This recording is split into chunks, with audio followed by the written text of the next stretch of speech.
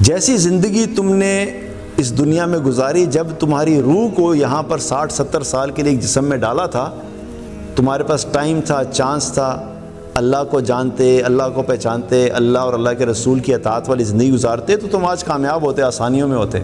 لیکن اب جو ہے کچھ بھی تبدیل نہیں ہو سکتا کہ بہت سے ایسے لوگ ملیں گے آپ کو جو جسمانی طور پہ بہت اچھے ہیں، ٹھیک ٹھاک ہیں، لیکن بالکل ڈپریسڈ، پریشان، ڈاؤن، ڈس اپوائنٹڈ۔ تو ان سے پوچھیں بھائی آپ کو کیا پرابلم ہے؟ میڈیکل مسئلہ نہیں جی، جسم بالکل ٹھیک ہے، سارے ٹیسٹ کرائے ہیں، سب کچھ ٹھیک ہے۔ تو ان کا مسئلہ کیا ہوتا ہے؟ ان کی روحیں بیمار ہو جاتی ہیں۔ اور روح کب بیمار ہوتی ہے؟ جب روح اللہ سے دور ہوگی تو وہ بیمار ہو جائے گی، وہ بے چین ہوگی، وہ پریشان ہوگی، وہ خوف زدہ ہوگی۔ کسی کو بخشش کرنی ہے تو ہم اتنے قرآن آپ کے اس پہ لکھ دیں گے جی، اتنے قرآن دے دیں۔ تو میں کہتا ہوں سبحان اللہ، اگر یہ اتنی آسانی سے بخشش ہوتی تو پھر تو مسئلہ ہی ختم ہے۔ نمازیں پڑھنے کی کیا ضرورت، روزے رکھنے کی کیا ضرورت؟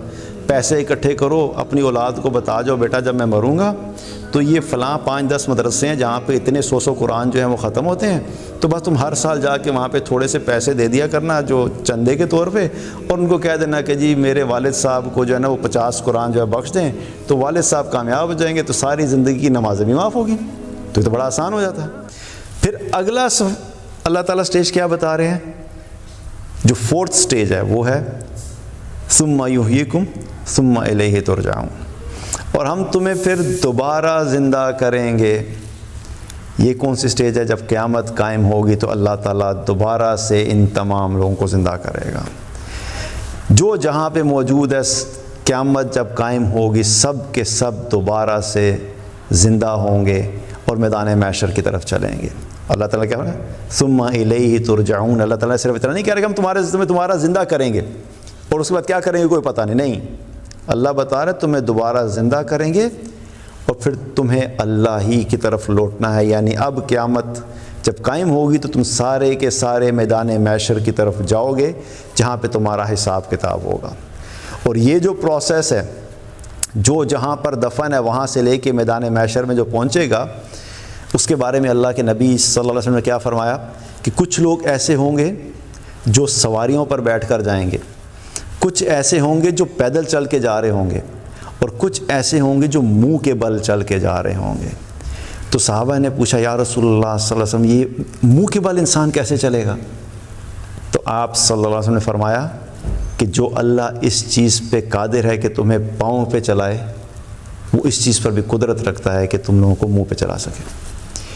یہ جو ہم سمجھتے ہیں نا کہ آج ہم پیر پہ چل رہے ہیں تو یہ ہمارا کمال ہے، یہ بھی ایک چیز کلیئر ہو گئی۔ یہ اللہ نے ڈیسیژن کیا کہ ایک بندے کو، انسان کو کیسے چلنا ہے، کس مخلوق کو کیسے چلنا ہے۔ اسی لیے ہم دیکھیں تو سانپ جو ہے اس کی چال بالکل فرق ہے، 4 ٹانگوں والے جو جانور ہیں ان کی چال بالکل فرق ہے، 2 ٹانگوں والے کی فرق ہے، انسان کی فرق ہے۔ تو یہ فیصلے کون کر رہا ہے؟ یہ بھی تو اللہ ہی نے فیصلہ کیا نا کہ کس کو کیسا چلنا ہے۔ تو قیامت والے دن بھی کچھ لوگوں کو یہیں سے عذاب شروع ہو جائے گا کہ وہ اپنے منہ کے بل چل کر قبر سے میدان محشر تک جائیں گے۔ تو یہ اب جو سفر ہے سٹیج 4 کا، یہ بھی کس چیز پہ ڈیپینڈ کر رہا ہے؟ سٹیج 2 پہ۔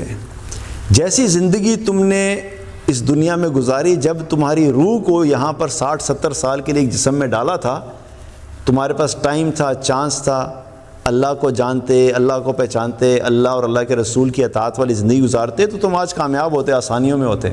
لیکن اب جو ہے کچھ بھی تبدیل نہیں ہو سکتا۔ اب آگے کا پروسیس جو ہے وہ جس کے لیے مشکل ہے وہ مشکل ہی ہے۔ تو بہرحال سٹیج 4 جو ہے پھر اس میں ایک لمبی بات ہے، اس پہ ہم بات نہیں کریں گے۔ تو یہ 4 چیز، اب یہ صرف کنکلوژن یہ ہے کہ جب وہاں پہ پہنچیں گے تو اب یہی روحیں جو ہیں جو کامیاب ہوں گی ان کا ٹھکانہ کیا ہے؟ وہ جنت ہے۔ جو ناکام ہو جائیں گی ان کا ٹھکانہ جو ہے وہ جہنم ہے۔ اب جو جنت میں جائیں گے ہم فیہا خالدون، اللہ نے کہا ہے کہ ہمیشہ ہمیشہ رہیں گے، اور جو جہنم میں جائیں گے ہم فیہا خالدون، وہ جہنم میں ہمیشہ ہمیشہ رہیں گے۔ تو کیا پتہ لگا؟ روح تو ختم نہیں ہوئی، ہم تو کبھی بھی ختم نہیں ہونے والے۔ اور میں اس لیے کہ ہم کہہ رہا ہوں، ہم سے مراد کیا ہے؟ روح، کیونکہ ہماری اصل کیا ہے؟ اصل روح ہے۔ جسم کیا ہے؟ جسم ٹیمپریری چیز ہے۔ آج مسئلہ ہمارا کیا ہوا کہ ہم نے اپنی اصل کو بھول دیا، اور جو ہمارا ٹیمپریری جسم ہے سارا فوکس اسی پہ لگا ہوا ہے۔ اس کو کیسے خوبصورت بنانا ہے، اس کو کیسے فٹ رکھنا ہے، اس کے اوپر کس قسم کے انویسٹمنٹ کرنی ہے کہ یہ خوبصورت سے خوبصورت لگتا رہے، اچھے سے اچھا لگتا رہے، کسی قسم کا کوئی جو ہے باڈی پہ رنکلز نہیں ہونے چاہیے، تو کوئی نشان نہیں ہونا چاہیے، تو طرح طرح کی کریمز ہیں اور طرح طرح کی چیزیں کیا ہے، یہ سب جسم کو بہتر بنانے پہ فوکس ہے۔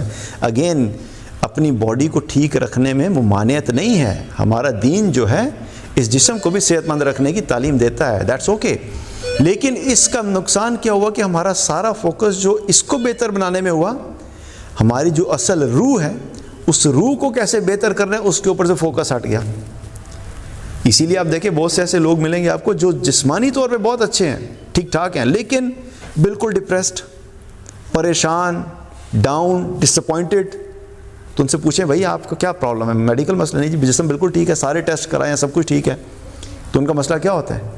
ان کی روحیں بیمار ہو جاتی ہیں۔ اور روح کب بیمار ہوتی ہے؟ جب روح اللہ سے دور ہوگی تو وہ بیمار ہو جائے گی، وہ بے چین ہوگی، وہ پریشان ہوگی، وہ خوف زدہ ہوگی، وہ وداؤٹ کلیئرٹی ہوگی، اس کو سمجھ نہیں آ رہا ہوگا کہ میں کیا کر رہا ہوں۔ کیوں؟ کیونکہ اس روح کا اصل تعلق اللہ اس کے ساتھ ہے۔ جب اللہ کو انسان یاد رکھتا ہے تو روح جو ہے وہ اسٹرینتھن ہوتی ہے، مضبوط ہوتی ہے۔ تو جب روح مضبوط ہوتی ہے تو پھر دنیا میں زندگی گزارتے ہوئے انسان کو کسی قسم کا کوئی ڈر اور خوف نہیں ہوتا، کیونکہ وہ کلیئرٹی کے ساتھ لائف گزار رہا ہوتا ہے۔ کیا فرق پڑتا ہے اگر مال آ گیا ٹھیک ہے الحمدللہ، چلا گیا تب بھی الحمدللہ، پھر آ جائے گا الحمدللہ، ٹھیک ہے، جاب آئے گی اچھی بات ہے، تھوڑی مشکل آ گئی تب بھی ٹھیک ہے، ایز لانگ ایز میرا مین آبجیکٹو کلیئر ہے کہ خوشی اور غم، تنگی اور آسانی، ہر سچویشن میں میں اللہ کی اطاعت نہیں چھوڑ رہا، تو سب ٹھیک ہے۔ لیکن اگر اللہ کی اطاعت چھوٹ گئی اور دنیا کی ساری نعمتیں مل گئیں تو انسان موت کے وقت ناکام ہو جائے گا۔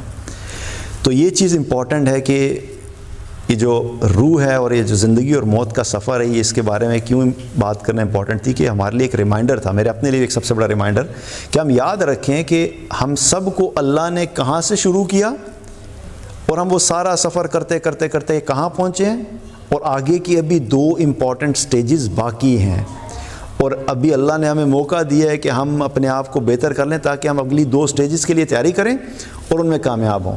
اور آخر میں بات اس حدیث پہ ختم کروں گا۔ اسی پروسیس کو اللہ کے نبی صلی اللہ علیہ وسلم نے بیان فرمایا کہ آپ نے فرمایا کہ مجھے تمہاری اس دنیا سے کیا لینا، میری مثال تو ایسے مسافر کی ہے کہ جو سفر کی حالت میں تھوڑی دیر کے لیے ایک درخت کے نیچے آرام کرنے کے لیے رکتا ہے اور پھر وہ وہاں سے اٹھ کے دوبارہ اپنے سفر کو منزل کی طرف چلا جاتا ہے۔ سبحان اللہ، یہی پروسیس۔ تو ہم بھی اسی سے گزر رہے ہیں کہ ہماری روح جو ہے وہ آدم علیہ السلام کے وقت سے سفر کرتے کرتے کرتے کرتے یہاں پہنچ چکی ہے۔ اب یہ تھوڑی دیر کا وقت ہے جہاں پہ درخت کے نیچے وقت گزارنا ہے، اس کے بعد جب موت آئے گی تو پھر اپنے اگلے لمبے سفر کی طرف چلی جائے گی۔ تو یہ جو درخت کے نیچے گزارنے والا وقت تھوڑا سا ہے، اگر یہ ہم اللہ کی اطاعت میں گزار دیں گے تو انشاءاللہ آگے کا سفر بھی جو ہے وہ آسان ہو جائے گا۔ تو اللہ تعالیٰ سے دعا کہ اللہ تعالیٰ ہم سب کو ایمان عطا فرمائے، تقویٰ عطا فرمائے، اور زندگی ایسی عطا فرمائے کہ ہم اللہ کی اطاعت والی گزاریں، اللہ کی رضا والی گزاریں، اور جب موت بھی آئے اس حالت میں آئے کہ اللہ تعالیٰ ہم سے راضی ہو۔ اچھا جی، آخر میں ایک چھوٹی سی وضاحتی بات۔ اوبیسلی ہم جو اکٹھے ہوئے ہیں یہاں پہ، احمد بھائی کی جو مدر ان لا ہیں ان کا انتقال ہوا ہے، تو انشاءاللہ ان کی مغفرت کی بھی دعا کریں گے۔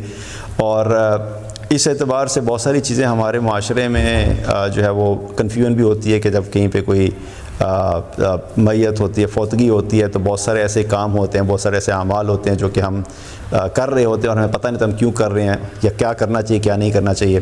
تو کچھ چیزیں ایسی ہیں جو فار ایگزامپل ہمارے اکثر کیا ہوتا ہے جی کہ 3 دن بعد کل کریں گے، یا اس کو تیجا بھی کہا جاتا ہے یا قرآن خوانی کہا جاتا ہے۔ تو اصل بات کیا ہے کہ نیت اور جذبہ تو درست ہوتا ہے، اس میں تو کوئی شک کی بات نہیں، جو بھی یہ کام کرتے ہیں ہم اس میں نیت بھی اچھی ہوتی ہے، جذبہ بھی اچھا ہوتا ہے، اور مقصد بھی یہی ہوتا ہے کہ کسی طریقے سے جو میت ہے اس کو کوئی اجر پہنچ جائے، ثواب پہنچ جائے، اس کا کوئی فائدہ ہو جائے۔ لیکن صحیح نیت سے بھی اگر غلط کام کیا جائے گا تو وہ کام غلط ہی ہوتا ہے۔ تو صحیح نیت جب ہے تو پھر کام بھی ہم وہی کریں جو صحیح ہیں تاکہ واقعی ان کو اجر پہنچے۔ تو یہ جو ہمارے یہاں ہوتا ہے کہ تیسرے دن اکٹھا کر کے قرآن خوانی کر لی، اور جو پڑھنے والے لوگ آئے ہوئے ہوتے ہیں، پتہ نہیں کسی کو صحیح قرآن پڑھنا آتا بھی ہے کہ نہیں آتا، اور وہ باتیں بھی کر رہے ہیں، قرآن بھی پڑھے چلے جاتے ہیں۔ تو اس چیز کا جو ہے وہ قرآن و سنت سے کوئی ایسی چیز ثابت نہیں ہے، کیونکہ جب نبی کریم صلی اللہ علیہ وسلم دنیا سے گئے تو کہیں پہ بھی ہمیں نہیں ملتا کہ صحابہ نے تیسرے دن بیٹھ کے اکٹھے بیٹھ کے قرآن خوانی کرائی ہوئے کچھ کیا ہو۔ تو ایک چیز تو امپورٹنٹ ہے کہ کوئی بھی عمل کرتے ہوئے ہمیشہ یہ ویریفائی کرنا چاہیے کیا چیز یہ چیز قرآن و سنت سے ثابت ہے کہ نہیں ہے۔ تو اگر واقعی کرنا ہے تو کرنے کا کام کیا ہے کہ تو ایک تو یہ چیز ہے، پھر باقی ہم بات کرتے ہیں۔ دوسری جو اکثر ہمارے ہاں وہ جو چیز ہوتی ہے کہ 40واں کرا دیا، یا 1 سال کے بعد جو ہے وہ ہر سال جو ہے وہ کرتے رہتے ہیں بھئی کہ چلیں یہ 1 سال گزر رہا ہے تو ان کے لیے کچھ کریں۔ تو جو میت ہے، میت کو جو اگر واقعی ثواب پہنچانا ہے تو اس کے چند ہی راستے ہیں۔ ایک تو یہ کہ جو اولاد ہے وہ خود کثرت سے نیک اعمال کرے، کیونکہ جو نیک اولاد ہوتی ہے وہ جانے والے کے لیے صدقہ جاریہ ہوتی ہے۔ مطلب اگر یہ دیکھا جائے، جو ہمارے ہاں کانسیپٹ اکثر یہ بھی کیا جاتا ہے کہ وہ مدارس کے اندر جو ہے نا ان لوگوں نے کہا ہوتا ہے جی ہمارے مدرسے میں طلباء نے جو ہیں اس سال جو ہے وہ 500 قرآن پڑھ کے ختم کیے ہوئے ہیں، تو آپ بتائیے گا اگر آپ کے کسی کو بخشش کرنی ہے تو ہم اتنے قرآن آپ کے اس پہ لکھ دیں گے، جی اتنے قرآن دے دیں۔ تو میں کہتا ہوں سبحان اللہ، اگر یہ اتنی آسانی سے بخشش ہوتی تو پھر تو مسئلہ ہی ختم ہے۔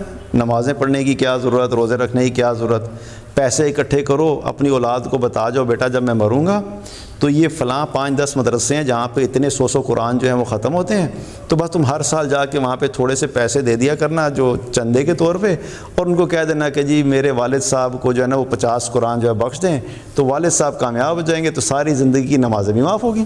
تو یہ تو بڑا آسان ہو جاتا، لیکن یہ ریالٹی نہیں ہے۔ کسی کا پڑھا ہوا قرآن کسی تھرڈ بندے کی بخشش کیسے کرائے گا؟ تو قرآن اگر بخشش کا سبب بنے گا، جو احادیث میں پتہ لگتا ہے، قرآن قیامت والے دن اس شخص کے حق میں سفارش کرے گا جس نے خود قرآن پڑھا ہوگا۔ قیامت والے دن قرآن جو ہے، ایک حدیث میں آتا ہے اللہ کے نبی صلی اللہ علیہ وسلم نے فرمایا کہ یہ قرآن قیامت والے دن یا تو تمہارے حق میں گواہی دے گا یا تمہارے خلاف گواہی دے گا۔ تو جس نے اس پہ عمل کیا ہوگا یہ اس کو جنت تک لے کر جائے گا، اور جس نے اس کو پس پشت ڈالا ہوگا، اگنور کرا ہوگا، یہ اس کو جہنم تک لے کے جائے گا۔ تو یہ ہر انسان کا اپنا عمل دیکھا جائے گا کہ اس نے قرآن کے ساتھ کتنا وقت گزارا، یا پھر اولاد جو ہے وہ صدقہ جاریہ ہے، اگر وہ قرآن کی تلاوت کرے گی تو اس کے نیک عمل کی وجہ سے والدین کو جو ہے اجر پہنچتا رہے گا۔ تو اگر واقعی اجر پہنچانا ہے تو اس کا طریقہ یہ ہے کہ جو اولاد ہے وہ کثرت سے نیک اعمال کرے تو ان کا اجر پہنچتا ہے، یا ان کے لیے مغفرت کی دعا کرے، اس چیز کا اجر پہنچتا ہے، یا ان کی طرف سے کچھ صدقات وغیرہ کرے، اس چیز کا اجر پہنچتا ہے۔ باقی ایک تلخ حقیقت یہ ہے کہ اگر ہم خود اپنی تیاری کر کے نہیں گئے تو ہم اپنی اولاد سے امید نہیں رکھ سکتے کہ وہ اتنے فارغ ہوں گے کہ ہمارے جانے کے بعد وہ بیٹھے ہوئے ہماری فکر کریں گے۔ اور ایک اور تلخ حقیقت یہ ہے کہ ہم میں سے جتنے لوگوں کے والدین زندہ ہے اللہ ان کو حیات دے، صحت دے، ایمان دے، لیکن جتنوں کے چلے گئے آپ سوچیں کہ پورے دن میں کتنا وقت واقعی ہم ان کی فکر ان کے لیے کرتے ہیں۔ یاد آتی ہے، دعا کر دی، کچھ کر دیا، لیکن اگر خود زندہ ہوں اور ہم جتنا اپنے لیے کریں ورسز کوئی ہمارے لیے پیچھے جا کرے گا، کوئی بھی نہیں کرتا۔ تو جو کچھ کرنا ہے زیادہ سے زیادہ خود ہم اپنے لیے کر کے جائیں۔ ہاں یہ بات ضرور ہے کہ کچھ ایسے اعمال ہیں جو صدقہ جاریہ ہمارے جانے کے بعد بھی ہمیں ملتا رہتا ہے۔ مثال کے طور پہ کہیں پہ کنواں بنا دیا، جب تک اس سے لوگ پانی پیتے رہیں گے تو اس کا اجر آتا رہے گا، کسی جگہ پہ درخت لگوا دیے اس کا اجر آتا رہے۔ تو جو بھی مخلوق کے فائدے کے کام جو آپ کے جانے کے بعد بھی جب تک موجود رہیں گے وہ بحیثیت صدقہ جاریہ اس کا اجر آتا رہے گا، ورنہ اس طریقے سے جو ہے وہ کل کروا دیا، قرآن خوانی کروا دی، ان سب چیزوں سے جو ہے وہ میت کو جو ہے کوئی فائدہ نہیں پہنچتا۔ اللہ تعالیٰ سے دعا ہے کہ اللہ تعالیٰ ہم سب کو صحیح دین پہ عمل کی توفیق عطا فرمائے۔